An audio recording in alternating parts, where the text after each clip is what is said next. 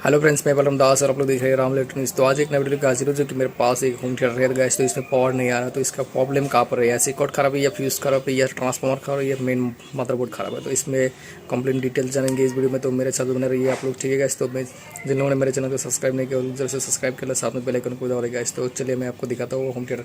तो ये वाला मेरे पास जो होम थिएटर है ये वाला है। तो इसका जो फॉल्ट आते हैं मैंने आपको ऑलरेडी बता दिया हो। इसमें फॉल्ट जो है, क्योंकि जो पावर है वो पावर नहीं आ रहा है। तो इसमें किस तरह से पावर हम लोग सही करेंगे, तो स्टेप बाय स्टेप इसमें जानेंगे। तो यहाँ पर क्या होता है,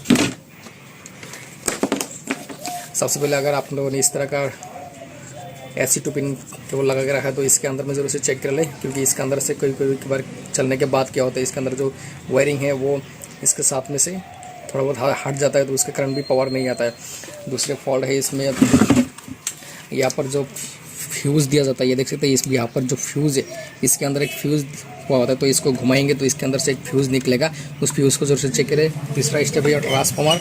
अगर ट्रांसफार्मर सही है तो इस मदरबोर्ड पर चेक करना है, इस मदरबोर्ड में जरूर से चेक करना है। अगर मदरबोर्ड ख़राब है तो सामने का जो पैनल है उसमें सप्लाई नहीं देंगे। तो चलिए मैं आपको दिखाता हूँ क्या फॉल्ट है इसमें, जो स्टेप बाय स्टेप चेक करके बताऊँगा आपको, ठीक है। चलिए मैं आपको दिखाता हूँ।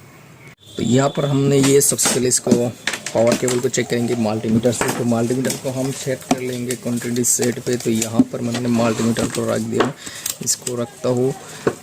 तो यहाँ पर मल्टीमीटर चेक कर लिया। तो अब मैं डायरेक्ट यहाँ से चेक कर सकता हूँ कि ट्रांसफार्मर ख़राब है या अच्छा है। तो हमने इसको बाजार रेंज पे रख लिया हो, तो इसको हम कंटिन्यूटी मेजर करते हैं। तो यहाँ पर कुछ रीडिंग दिखाना चाहिए, जो कि ये रीडिंग हमको दिखाई दे रहा है 77, जो कि हमारा ट्रांसफार्मर जो है वो सही होना चाहिए, और फ्यूज़ भी चाहिए होना चाहिए। तो फ्यूज़ को भी मैं एक बार खोल के चेक करा देता हूँ आप लोगों को। तो हमने यहाँ पर जो फ्यूज़ है, इस फ्यूज़ को कंटिन्यूटी सेट पर रख के हम इसको चेक करेंगे, जो कि साउंड आ रहा है, देख सकते हैं। और आप यहाँ से भी हम लोग ट्रांसफार्मर को चेक कर सकते हैं क्वांटिटी साइड पे। तो यहाँ पर हमने एक ले लिया हुआ दूसरा वायर है यहाँ पर हमारा, जो कि ट्रांसफार्मर का 2 लीड को चेक करना है आपको। इस ट्रांसफार्मर जो है, ये ट्रांसफार्मर 2 लीड को चेक करना है। तो अच्छे से इसी हाफ से थोड़ा बहुत निकाल लेता हूँ। तो इसको एक पिन यहाँ पर लगाना है, दूसरा पिन हमारा यहाँ पर, जो कि 57 दिखाई दे रहा है। या इसका मतलब है ट्रांसफार्मर हमारा सही होना चाहिए। तो हम इसको वापस लगा देता हूँ फ्यूज़ को। फ्यूज़ को लगाने के बाद हम इसमें पावर देंगे, ऐसी इनपुट करेंगे। उसके बाद हम चेक करेंगे इसमें दूसरा स्टेप क्या है। तो हमने यहाँ पर पावर दे दिया हूँ। अभी इसके पीछे एक स्विच होता है, इस स्विच को ऑन करना जरूरी है। तो मैं स्विच को ऑन कर दिया हूँ। तो इसके बाद हम इसमें जो फॉल्ट है, हम इसमें सप्लाई चेक करेंगे। यहाँ पर जो सप्लाई है वो आ रहा है या नहीं आ रहा है, इसको चेक करेंगे। तो हम यहाँ पर रख लेता हूँ मीटर को, इसमें DC पे सेट कर लिया हूँ। मीटर DC पे सेट करने के बाद हम इसको अभी एक टर्मिनल जो इसका है ये निगेटिव में जाना पड़ेगा, जो कि हम यहाँ से नेगेटिव का पॉइंट जो है निकाल लेता हूँ। ये ब्लैक पॉइंट हम यहाँ पर कनेक्ट कर दिया हूँ, और पॉजिटिव हमने जो डायोड है इसके बीच में दे देता हूँ। तो ये 18 वोल्ट हमारे यहाँ पर आ रहा है। इसका मतलब ट्रांसफार्मर बिल्कुल ओके है, ट्रांसफार्मर में कोई फॉल्ट नहीं है, मतलब सप्लाई आ रहा है। तो दूसरा फॉल्ट फाइंडिंग आपको कहाँ पर मिलेगा, सबसे पहले आपको चेक करना पड़ेगा स्टेप बाय स्टेप। जो सामने इसका डिस्प्ले नहीं आ रहा है उसका फॉल्ट कहाँ पर है। तो इसका फॉल्ट हम यहाँ पर सप्लाई चेक करेंगे, 12 वोल्ट 5 वोल्ट सही बन रहा है या नहीं बन रहा है। तो मैंने आप लोगों को इस यहाँ पर तो सामने दिखाया नहीं कि मेरा इसमें पावर आ रहा है कि नहीं आ रहा है। तो यहाँ पर देख सकते कुछ भी पावर नहीं आ रहा है। तो यहाँ पर पावर नहीं आ रहा है बिल्कुल ही। तो यहाँ पर हम वापस इसको 5 वोल्ट चेक करता हूँ, यहाँ पर आ रहा है कि नहीं आ रहा है।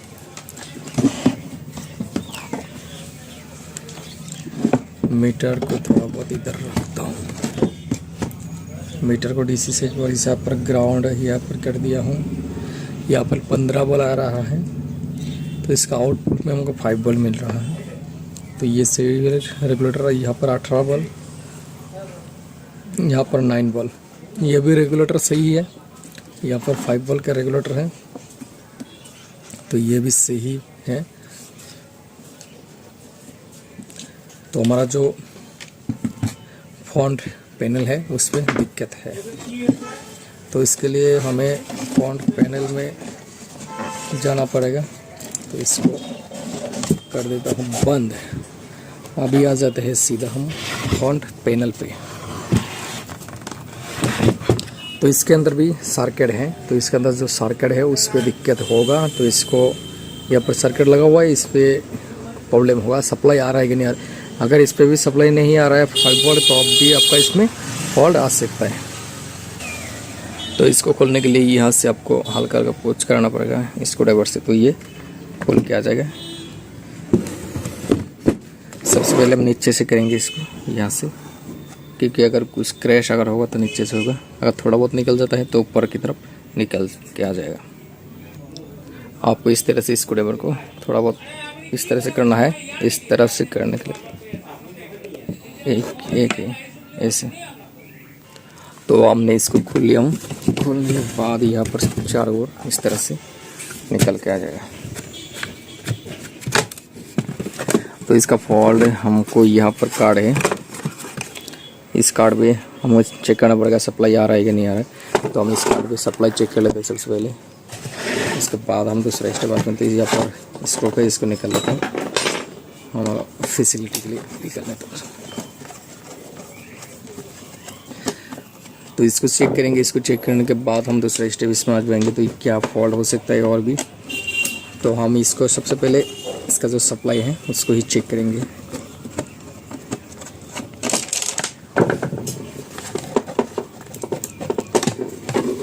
तो ये है। तो कभी कभार क्या होता है, जब यहाँ पर जब पेन ड्राइव इनपुट करते हैं तो इसका जो अंदर का ट्रैक है, मतलब उसका जो सॉकेट है वो निकल के ग्राउंड के साथ अटैच हो जाता है, जो 5 वोल्ट, उसके कारण भी कभी कभार फॉल्ट आ जाते हैं। तो यहाँ पर पॉजिटिव चेक करना पड़ेगा कौन सा पिन पे आ रहा है। तो पॉजिटिव यहाँ पर हमको ग्राउंड एक कैपेसिटर में मिल जाएगा। इस कैपेसिटर पे चेक करने से हमको पता चल जाएगा जो ये पर कैपेसिटर है, इस कैपेसिटर पे सप्लाई आना चाहिए, जो हम अभी इसमें से चेक कर लेंगे। इस कैपेसिटर पे सप्लाई आना जरूरी है।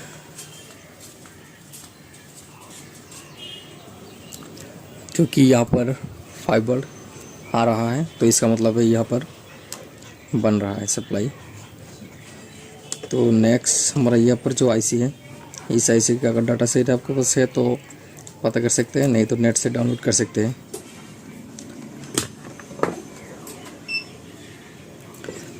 नहीं तो आप नेट से इसका डाटा सेट डाउनलोड कर लीजिए।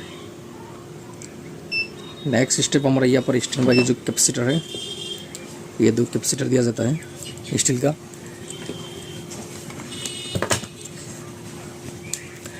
यहाँ पर 2 कैपेसिटर दिया जाता है। तो इन दोनों कैपेसिटर को चेंज करके देख लीजिए। सबसे पहले इन दोनों कैपेसिटर को चेंज करके देख लीजिए, इन दोनों में ही अटक जाता है ज़्यादातर ये बोर्ड। अगर आईसी हीट हो रहा है तो आपका आईसी का फॉल्ट होगा। आईसी अगर बिल्कुल भी हीट नहीं हो रहा है तो इन दोनों कैपेसिटर को जरूर से चेक करें। और सप्लाई का जो डाटा सेट है, इसका डाटा सेट निकाल लीजिए। तो आपको ये इसका जो पॉइंट है, बिल्कुल कौन सा पिन में कितना वोल्ट आना चाहिए, तो आपको मिल जाएगा। तो हम थोड़ा बहुत इसमें सोल्डरिंग करता हूँ, जो कभी कभार इसका जो सोल्डरिंग है उसकी वजह से भी सेट ऑन नहीं होता है।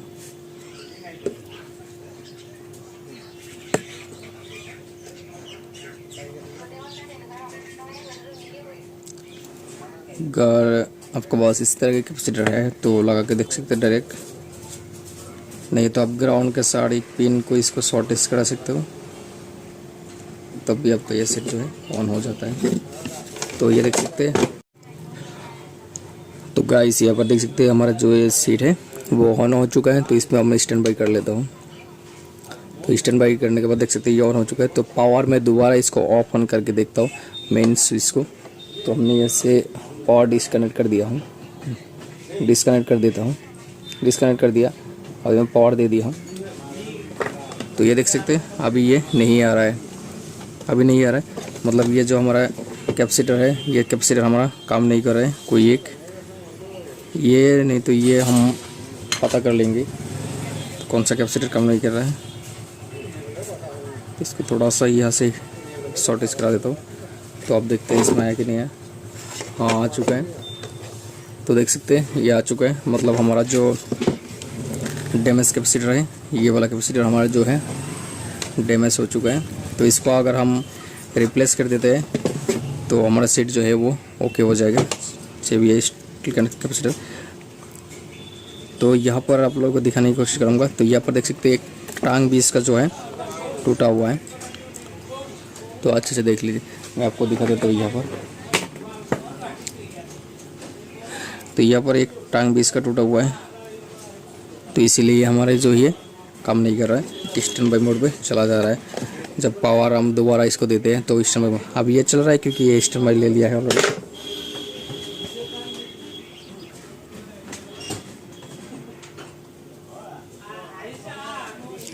तो मैंने पावर दोबारा ओपन करके दे दिया हूँ, तो अब ये नहीं आ रहा है, देख सकते क्योंकि हमारा ये जो टांग है टूट गया है। तो इसको अगर हम यहाँ से शॉर्टेज कर देता हूँ,